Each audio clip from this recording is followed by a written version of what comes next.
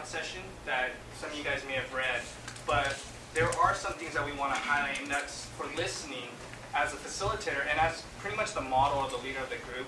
If you are able to model or demonstrate what active or good listening skills are, most people, that's easily caught as from the other guys and other people that are in your group. And so in your booklet, there are these things that are called roadblocks to effective communication.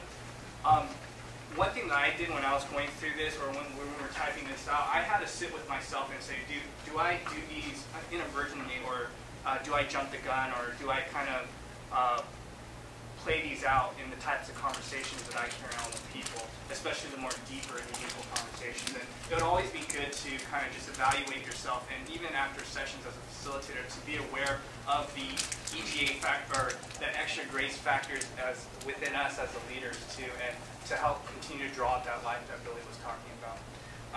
And another thing that I wanted to highlight too was in this breakout session that you guys are going to be going into, John mentioned it once about when you're in conversation with people, you can really tell those who are listening and engaged to the words that you share or the story that you're sharing advice compared to the person who's just thinking about how they're going to respond or thinking about something else.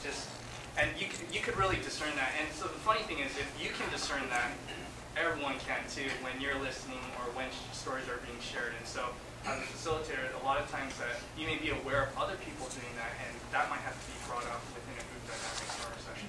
So with that said, in your booklets,